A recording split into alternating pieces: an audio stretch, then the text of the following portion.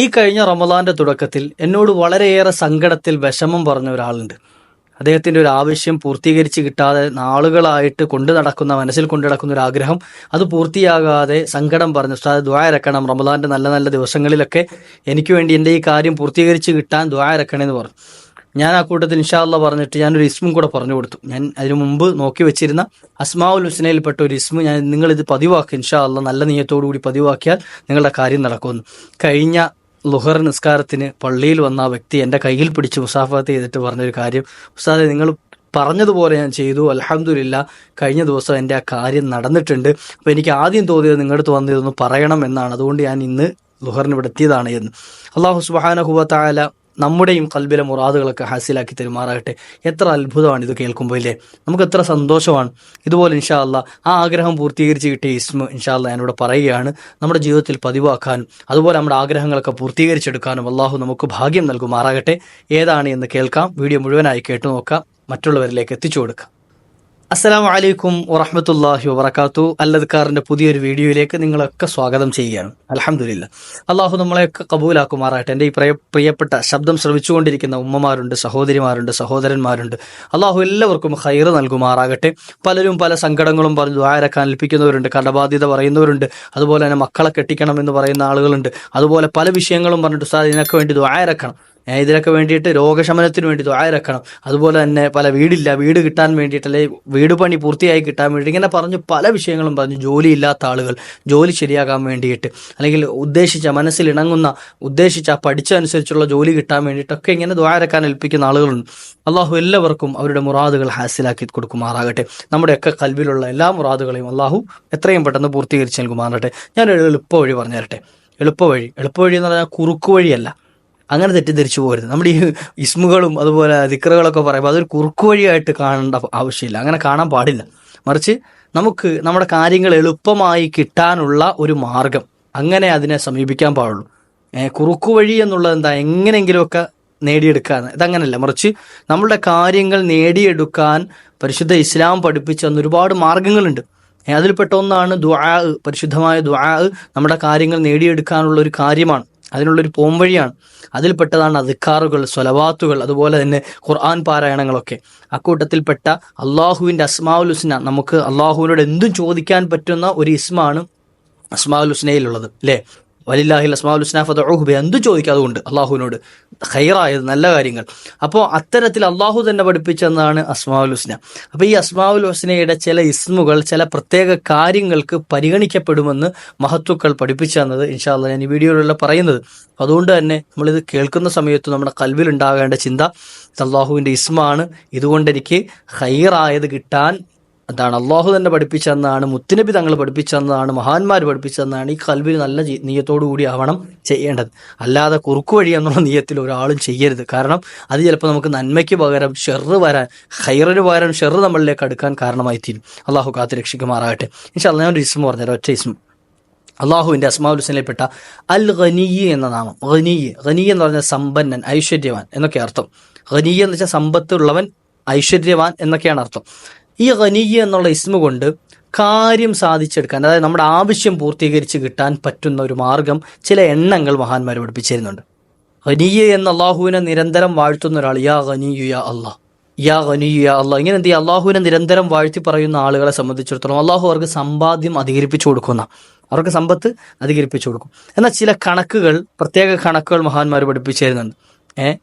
അപ്പോൾ അതിൽപ്പെട്ടാണ് എന്ത്, നമ്മുടെ ജീവിതമാർഗം വിശാലമായി കിട്ടാൻ. നമ്മുടെ ജീവിതമാർഗം എന്ന് വെച്ചാൽ നമ്മൾ ചെയ്യുന്ന ജോലി ആകട്ടെ, അല്ലെങ്കിൽ ബിസിനസ് ആകട്ടെ, മറ്റെന്തെങ്കിലും സംരംഭങ്ങളാകട്ടെ, അത് വിശാലമായി കിട്ടാൻ, അതിൽ കുടിസുകളോ പ്രയാസങ്ങളോ ഒന്നും ഇല്ലാതിരിക്കാൻ. ചില ആളുകളുണ്ട് രാവിലെ മുതൽ വൈകുന്നേരം വരെ പട്ടി പണിയെടുക്കുന്നത് പോലെ പണിയെടുക്കുക. പട്ടിയുടെ പണിയെടുക്കുന്നതെന്ന് നോക്കണ്ട, ഞാനൊരു ഓളത്തിന് പറഞ്ഞതേ ഉള്ളൂ. ഇങ്ങനെ നിരന്തരം എന്ത് ചെയ്യുക, പണിയെടുക്കുക. അതായത് കഠിനാധ്വാനം ചെയ്യുന്നുണ്ട്, ശമ്പളം കിട്ടുന്നുണ്ട്, പക്ഷെ എങ്ങോട്ട് കിട്ടിയെന്ന് അറിയില്ല.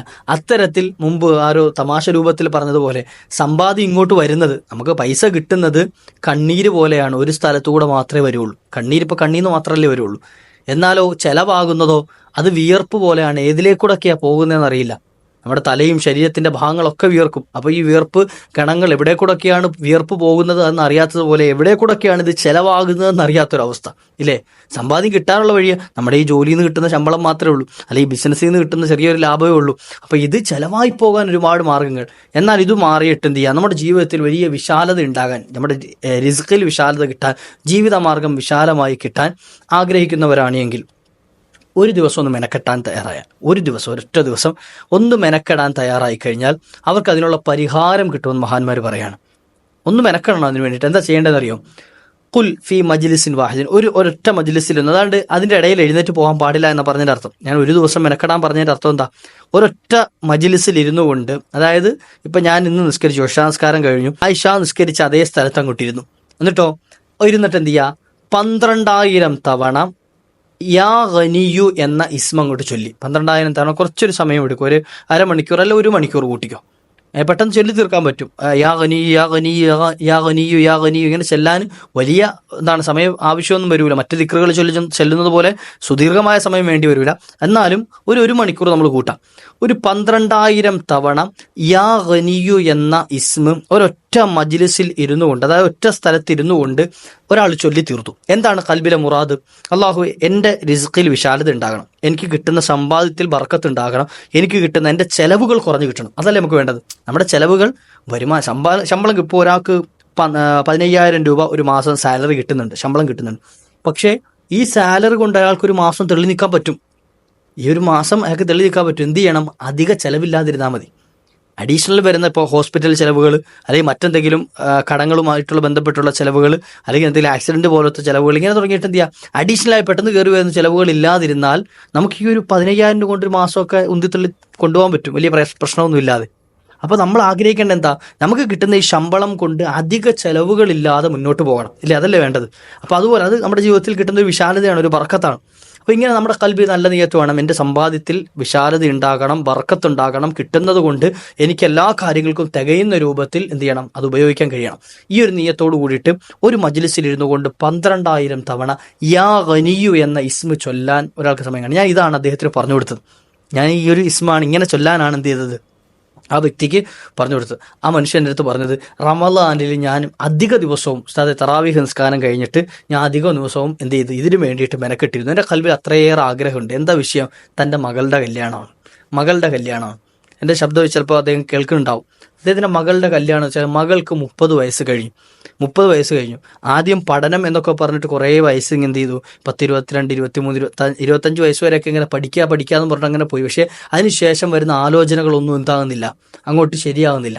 പ്രായം കൂടുതലെന്ന് പറഞ്ഞിട്ട് റിജക്റ്റ് ചെയ്യപ്പെടുകയാണ്.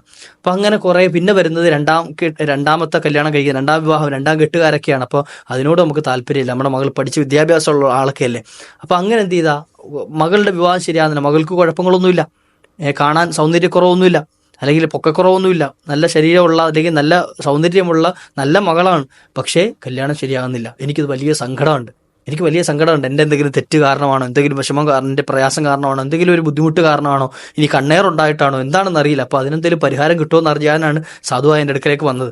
അപ്പോൾ ഞാനിത് പറഞ്ഞു കൊടുത്തു. അദ്ദേഹം പറഞ്ഞത്, ഞാനത് ചൊല്ലി എൻ്റെ മിക്ക തറാവീഹിന് ശേഷവും ഞാൻ എന്ത് ചെയ്തു? അതിനു വേണ്ടിയിട്ട് സമയം കണ്ടെത്തിയിരുന്ന് ഞാൻ 12,000 തവണ വീതം യാ ഗനിയു എന്ന ഇസ്മ ചൊല്ലി. ഉസ്താദെ, ഈ അൽഹംദുലില്ലാ ഈ ശവ്വാൽ മാസം കഴിഞ്ഞ ദിവസം ലുഹറിന് എൻ്റെ അടുത്ത് വന്ന് പറഞ്ഞത്, ഒരു വിവാഹം ശരിയായിട്ടുണ്ട്, ഉറപ്പിച്ചിട്ടുണ്ട്, അതിൻ്റെ സന്തോഷ വാർത്ത അറിയിക്കാൻ വേണ്ടിയിട്ടാണ് എൻ്റെ അടുത്ത് വന്നേന്ന്. അൽഹംദുലില്ലാ, അത് കേട്ട വലിയ സന്തോഷം തോന്നി, അല്ലേ? നമുക്കിതുപോലെ എത്ര അനുഭവങ്ങൾ, ഇങ്ങനെ ദിക്റുകളും സ്വലാത്തുകളും നമ്മൾ പറഞ്ഞു കൊടുത്തത് ചൊല്ലി ഉസ്താദ് എനിക്ക് ഫലം കിട്ടി എന്നൊക്കെ പറയുമ്പോൾ അത് കേൾക്കാനൊരു സന്തോഷമാണ്, അല്ലേ? അള്ളാഹു ഇനിയും ഒരുപാട് ആളുകൾക്ക് ഗുണം കിട്ടുന്ന രൂപത്തിൽ നല്ലത് പറയാനും കേൾക്കാനും ഒക്കെ നമുക്ക് ഭാഗ്യം നൽകട്ടെ. അപ്പോൾ എന്ത് ചെയ്യണം?